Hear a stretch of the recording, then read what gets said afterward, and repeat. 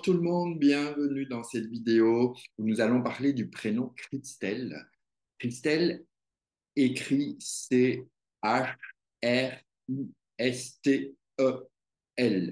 Alors, je me suis assuré que ce soit la bonne orthographe, je n'ai pas eu de réponse, donc je continue sur ce que la personne m'a donné au départ. Donc, on va faire court. Alors, court, mais intéressant, vous allez voir, parce qu'on va pouvoir malgré tout développer. Alors, quand je dis court, ce n'est pas si court, il y a une, deux, trois, quatre, cinq, six, sept. Il y a quand même 8 lettres dans le prénom. 8 lettres,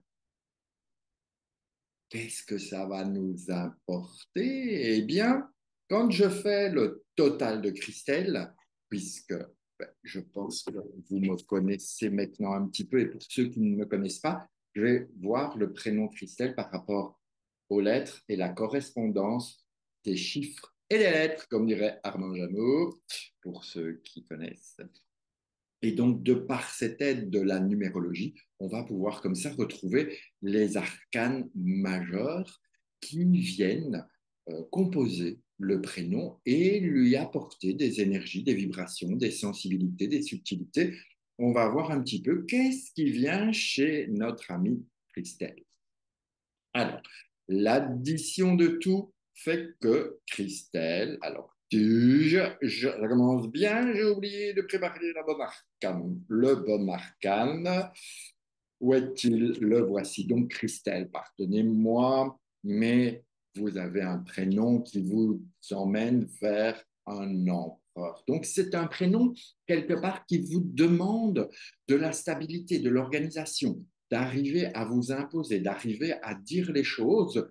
Par exemple, vous devez pouvoir dire non, non, non, non, non, non. Ça ne veut pas dire qu'il faut dire non à chaque fois, mais vous devez apprendre peut-être, Christelle, à pouvoir dire non lorsque pour vous, c'est justifié ce non. Alors, bien évidemment, il y a une structure, vous avez besoin de vous épanouir avec des choses qui sont quand même euh, protectrices, structurantes, dans lesquelles vous vous sentez en sécurité. En tout cas, vous avez besoin aussi d'une organisation pour pouvoir vous épanouir et pourquoi pas avoir un côté un petit peu dirigeant, un petit peu côté sûr de soi. Mais bien évidemment, pour arriver à ce magnifique empereur que je dépose, nous allons voir un petit peu tous ces arcanes qui composent votre prénom. Et on commence avec le C qui nous amène sur une impératrice. L'impératrice, elle vous demande de vous exprimer. Ok, donc déjà, on va avoir un empereur qui soit va apprendre à dire les choses, on retrouve cette idée du non, soit on peut avoir un empereur qui est un peu coincé dans j'ose pas, je m'affirme pas, je n'arrive pas à m'épanouir. Donc, ça va dépendre un petit peu de comment votre impératrice est aspectée avec les autres arcanes. Ensuite, nous avons, pour le H, nous avons une justice qui vient. Cette justice, eh bien, elle vous emmène vers le fait de vouloir quand même cet équilibre dans votre vie. Il est important pour vous euh, que ce qui vous entoure soit d'un bon équilibre, soit à la juste place, soit des justes choses. Et il y a bien évidemment un côté assez tranchant, malgré tout, qui, lorsque ça ne lui plaît pas, ben Christelle, elle va dire ce qu'elle a à dire. En tout cas, vous êtes invité à ça. Mais vous pouvez le dire avec la maîtrise des choses, d'accord? On a une justice et une impératrice qui, ensemble, nous donnent cette force. Et cette force, vous savez que c'est la maîtrise des choses pour éviter de tomber dans la violence ou dans l'agressivité. Donc voilà déjà quand même deux arcanes qui sont un peu avec de la rigueur et quand même de la structure.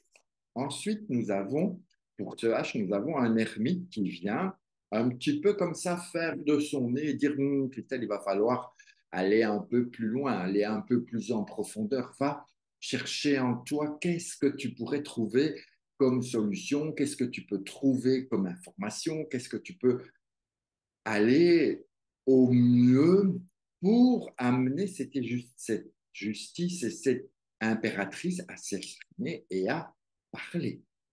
Ensuite, on continue toujours avec, donc on a C, H, R, et puis on a le I avec un nouvel ermite. Cet ermite, quelque part, veut vraiment vous faire descendre dans les profondeurs de votre être, mais attention toutefois, si les deux ermites sont, comment je veux dire, s'encoquinent l'un l'autre, ils peuvent vous tirer vers le bas et ils peuvent vous emmener vers des états dépressifs, vers des choses un peu compliquées, un peu difficiles, un peu illusoires. Vous pourriez partir dans les rêves, dans des choses qui ne vous emmènent pas forcément quelque part. Donc, soyez prudents, essayez que vos deux ermites ne fassent pas les larrons en foire pour vous emmener vers le bas. Et évidemment, on continue avec un petit battleur qui va amener cette joie, cette légèreté quand même malgré tout au fond de vous, même si vous pouvez vivre des moments difficiles, il y a quand même ce battleur qui a en lui pas mal d'outils, qui a pas mal de potentiel. Il suffit juste de se mettre en route. Et peut-être que ça, c'est parfois difficile parce qu'on a ces deux termites qui sont avant lui et qui traînent, qui veulent aller doucement. Et lui, il dit, allez, allez, allez, on y va, c'est quoi ce bazar? Donc, c'est pas toujours simple, Christelle, de trouver votre équilibre de là pour pouvoir vous exprimer. Donc, je dirais, Christelle, c'est beaucoup d'introspection.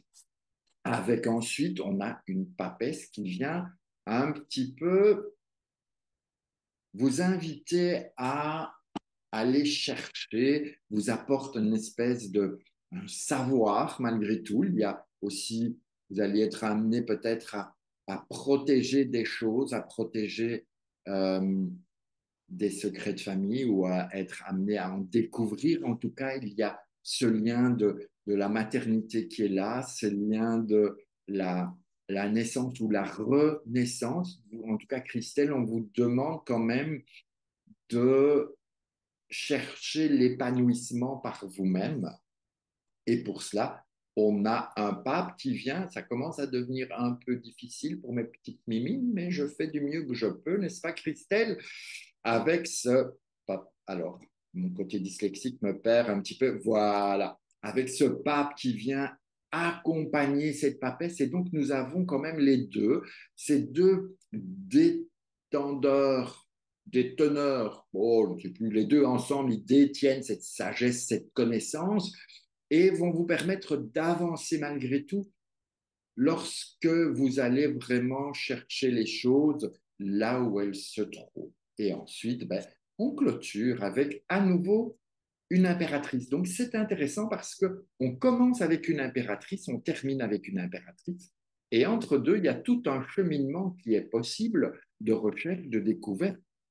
C'est un petit peu comme si on vient d'une impératrice qui n'ose pas s'exprimer, qui n'ose pas dire ou qui a peur, et patati, et je ne sais pas, et peut-être pourra enfin, en terminant, une impératrice qui peut prendre sa place et qui peut s'imposer et qui peut penser, dire et agir en fonction de ses choix.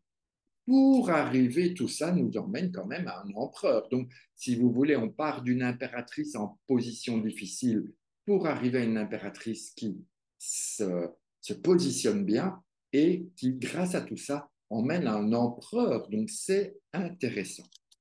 Malgré tout, qu'est-ce que nous avons encore? Nous avons une difficulté qui peut se présenter avec notre justice et notre pape. Cette difficulté parce que on a un cœur un peu divisé là. Le pape, c'est un homme de cœur, c'est un homme bienveillant, c'est quelqu'un qui est patriarche comme ça, qui a envie de protéger, d'apporter vraiment toute cette sagesse. C'est pour dépasser cette difficulté de la justice et du pape qui semble un peu vouloir vous briser le corps, il va falloir passer par l'amour de vous-même pour aller vers l'amour des autres. Okay, on a un pape qui est de l'amour d'abord, il apprend à s'aimer lui-même, d'avoir foi en lui, d'avoir cette cette confiance totale et ce savoir, je trouve pas mon mot que j'étais inspiré, mais c'est pas grave. Et la justice qui, elle tranche. Donc, il va falloir dépasser, il va falloir trouver cet amour de soi pour aller vers l'amour des autres. Et là, vous allez arriver à un équilibre intéressant, en tout cas. Vous allez pouvoir dépasser ça. Qu'est-ce que nous avons encore? On a évidemment nos deux ermites. Nos deux ermites, ils vous demandent quand même d'aller en profondeur par rapport à vous-même. Pareil que ces deux-là où on est dans l'amour de soi vers l'amour des autres, l'ermite, c'est aussi aller vers l'amour de soi pour pouvoir aimer l'autre et pour pouvoir se laisser aimer par l'autre. L'ermite, c'est un arcane de couple. La notion de couple, Christelle, est quelque chose qui devrait pouvoir vous titiller un petit peu et vous allez y arriver avec vos deux ermites. Donc, cherchez bien, trouvez ce juste milieu, n'ayez pas peur de descendre, cherchez en vous pour pouvoir apporter aux autres ce qui est juste. OK? Et puis, nous avons également nos deux impératrices, comme je vous l'ai déjà dit tout à l'heure, avec une de départ qui est peut-être un peu bancale, un peu, j'ose pas trop m'exprimer, j'ai besoin de parler.